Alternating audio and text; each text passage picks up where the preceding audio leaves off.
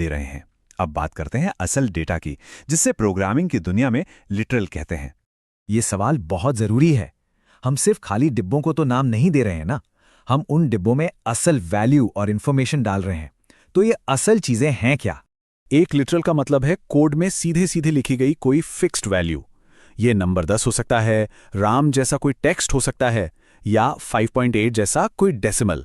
ये वो कच्चा डेटा है जिस पर हमारा प्रोग्राम काम करेगा। जैसा कि यहां देख सकते हैं, पाइथन सिर्फ नंबर्स और टेक्स्ट तक ही सीमित नहीं है। ये बूलियन वैल्यूज यानी ट्रू फॉल्स को भी हैंडल कर सकता है। एक स्पेशल वैल्यू नन भी है, और तो और लिस्ट जैसे डेटा के कलेक्शंस को भी। यही बात इसे इतना वर्सेटाइल बनाती है।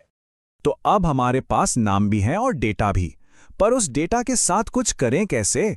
यहीं पर काम आते हैं ऑपरेटर्स और पंक्चुएटर्स। इनको कोड के क्रिया शब्द और विराम चिन्ह समझिए। इसे सिंपल रखते हैं। ऑपरेटर्स वो सिंबल हैं जो कोई एक्शन करते हैं, जैसे जोड़ने के लिए प्लस का निशान। और ऑपरेंड्स वो वैल्यूज हैं जिन पर ऑपरेटर काम करता है, जैसे 5 + 7 में 5 और 7। ऑपरेटर्स हमारे प्रोग्राम के असली वर्कर हैं।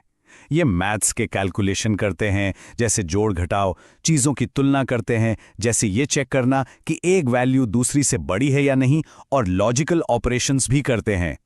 दूसरी तरफ हैं पंक्चुएटर्स, जो कोड को एक स्ट्रक्चर देते हैं। ये हमारी भाषा में कॉमा और फुल स्टॉप की तरह हैं। ब्रैकेट्स, ब्रेसेस और कोलन जैसे सिंबल पाइथन को ये समझने में मदद करते हैं कि हमारा कोड कैसे ऑर्गेनाइज्ड है। ठीक है, तो हमने अब तक सारी अलग अलग लेगो ईंटें देख ली हैं: टोकन, नाम, डेटा और ऑपरेटर्स। अब समय है इन सबको एक साथ जोड़ने का।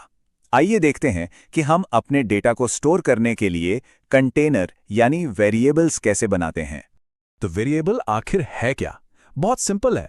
ये बस एक नाम है, एक आइडेंटिफायर, जिसे हम डेटा के एक टुकड़े पर यानी एक लिटरल पर लेबल की तरह इस्तेमाल करते हैं। इससे हमें बाद में उस डेटा को आसानी से ढूंढने और इस्तेमाल करने में मदद मिलती है। वेरिएबल बनाते समय एक जरूरी नियम याद रखना होता है, असाइनमेंट का। कंटेनर यानी वेरिएबल का नाम, जिसे एल वैल्यू कहते हैं, हमेशा बाईं तरफ होता है, और जो वैल्यू हम स्टोर कर रहे हैं यानी आर वैल्यू, वो हमेशा दाईं तरफ होती है। और ये एक बेहतरीन उदाहरण है कि ये नियम क्यों मायने रखता है। हम 10 = x नहीं लिख सकते, क्योंकि 10 एक वैल्यू है, कोई कंटेनर नहीं। ये तो ऐसा कहने जैसा हो गया कि लेगो की ईंट ही वो डब्बा है जिसमें वो आती है। कोई मतलब ही नहीं बनता है ना।